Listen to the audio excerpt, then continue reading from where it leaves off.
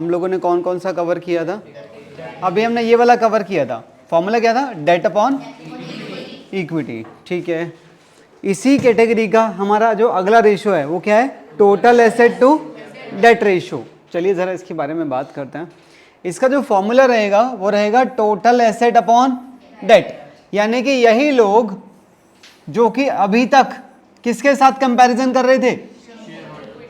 जो अभी तक कंपैरिजन कर रहे थे कि अपना पैसा और इनके साथ कंपैरिजन कर रहे थे। अच्छा, हम कितना पैसा लगा रहे हैं तो तुम कितना लगा रहे हो, आप समझ रहे हो? अभी तक वो इंफॉर्मेशन को इस एंगल से देखते थे। अब वो क्या कर रहे हैं? कह रहे हैं वो ये देखना चाह रहे हैं कि हमने जो पैसा लगाया है कितना लगाया है, तो वो देखना चाह रहे हैं कि कंपनी के पास टोटल एसेट कितनी है, इसके साथ अब वो कंपैरिजन कर। ऐसा क्यों करना चाह रहे होंगे वो? इसको इसके साथ क्यों देखना चाह रहे हैं? जैसे कि अगर मैं इसी कंटेंट के अंदर यहां पर अगर वो फिगर्स रख दूं, यहां पर ये कितना है 600 और ये कितना है, इसका मतलब तकरीबन 3:1। इसका मतलब क्या है? 3:1। इसका क्या मतलब है? सोचो सोचो, चल छोड़ो सब कुछ, सोचो ये तुम लोग हो। अब सोचो जरा गहरे से, अगर तुम्हारा मेरे पास 1 रुपया है तो मेरे पास एसेट्स कितनी हैं? 3 रुपए की हैं। तो क्या तुम्हें चिंता करनी चाहिए? बोलो, आप समझ रहे हो एंगल क्या है? बेसिकली जो इसके अंदर जो लेंडर्स हैं, जो बैंक वाले हैं, जो क्रेडिटर्स हैं, वो लोग क्या देखना चाह रहे हैं कि कंपनी के पास टोटल एसेट्स कितने प्रोपोर्शन में अवेलेबल हैं।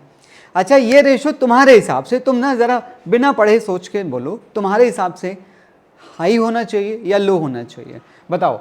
फिलहाल ये 3:1 है, ठीक है ना? अगर ये 10:1 होता या फिर ये अपना 5:4 होता तो तुम इनमें से कौन सा पसंद करोगे? तुम अपने हिसाब से बोलो, तुम बैंक वाले हो, तुम ये वाला पसंद करोगे। क्यों? कोई रीजन? क्योंकि ये रेशो तभी हाई होगा जब इसकी वैल्यू ज्यादा हो और इसकी वैल्यू कम हो। और भाई अगर ये रेशो ये वाला मैं ले लूं तो दिक्कत पता है क्या है? बताओ क्या दिक्कत है? कि तुम्हें मुझसे लेने 4 रुपए और मेरे पास एसेट कितनी है? तो मार्जिन ही नहीं है, मार्जिन ही नहीं है, बिल्कुल भी सेफ्टी मार्जिन बचा ही नहीं। तो इसीलिए इस रेशो के बारे में क्या कहा जाता है? ये कैसा होना चाहिए? हाँ जी, ये रेशो हाई होना चाहिए। जरा इसके बारे में सुनते हैं, थोड़ा सा पढ़ते हैं। हाँ जी, this ratio establishes relationship between total asset and long term debt. और यहाँ लॉन्ग टर्म डेट का मतलब डेट का हो या नॉन करंट लाइबिलिटीज का हो। This ratio is only an extension.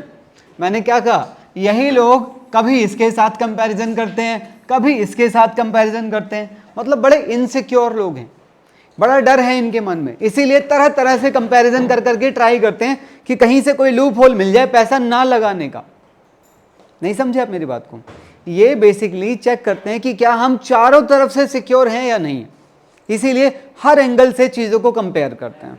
ठीक है ना? आज जो हम एक और रेशियो इसके बाद पढ़ने वाले हैं उसमें भी कुछ ऐसा सा ही होगा। ठीक है, ये इतने वहमी लोग हैं, अपना पैसा तो इनके साथ चेक करते ही हैं, कभी कभी इनको भी चेक करने बैठ जाते हैं। ठीक है ना? बताऊंगा अभी। हाँ जी, this ratio is only an extension या फिर second view of debt equity ratio का ही एक और रूप कह सकते हैं आप इसे।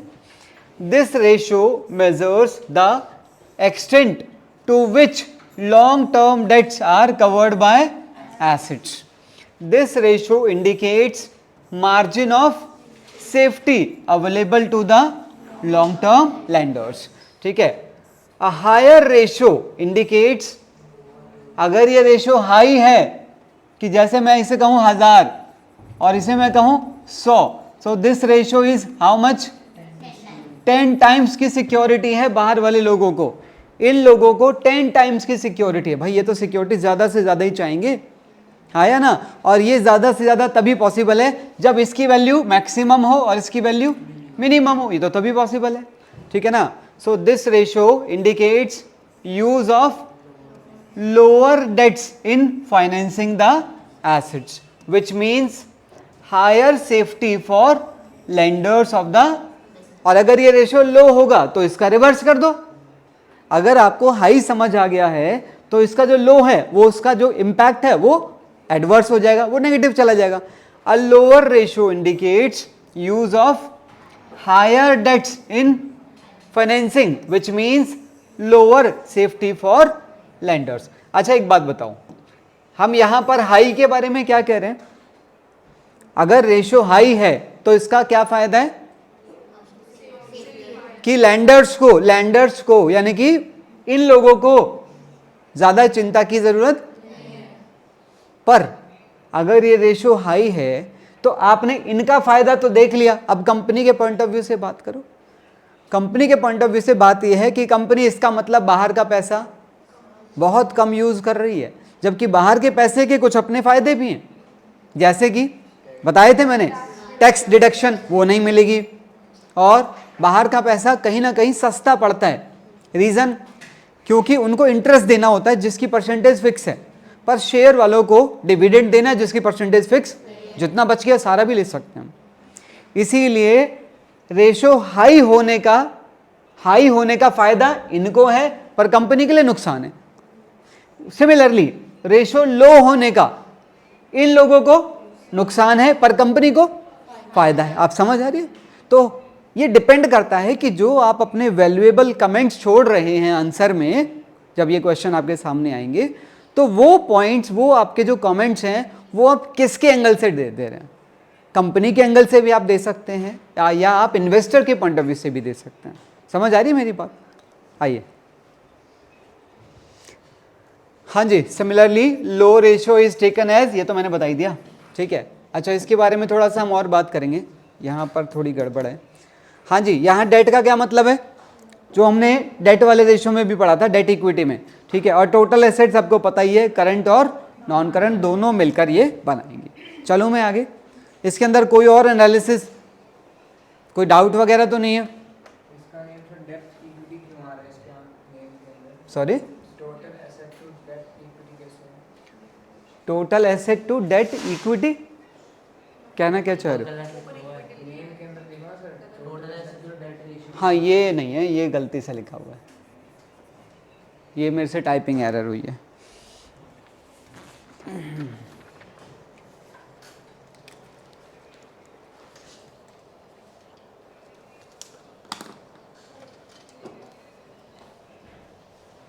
एक बार पढ़ लो जरा, इसे करते हैं।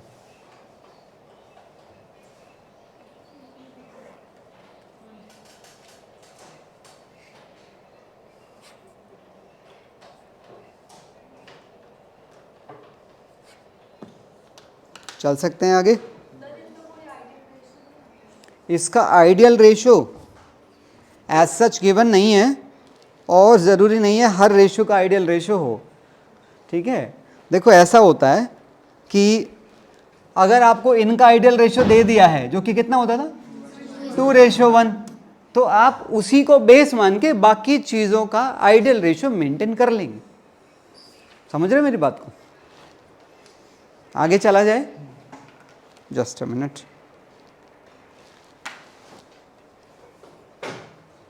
चलिए ज़रा ये वाला क्वेश्चन ट्राई कराओ मुझे।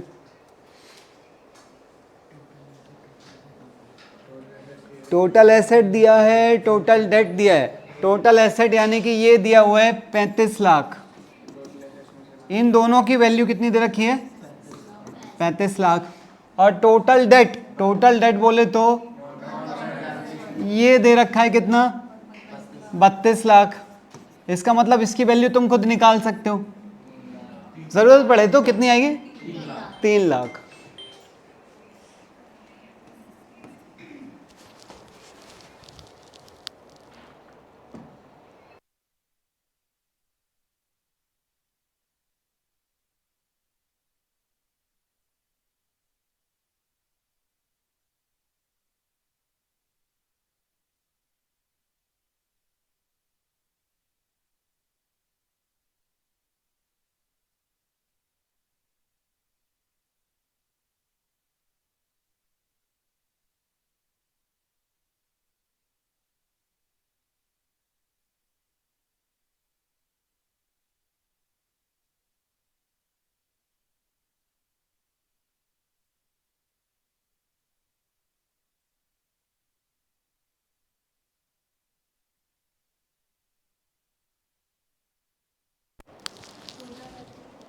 हाँ जी, हमें चाहिए टोटल एसेट और डेट।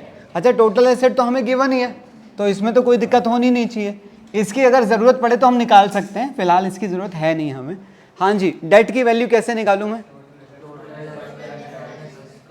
ये जो चार चीज़ें हैं ये मिलकर क्या बना रही हैं?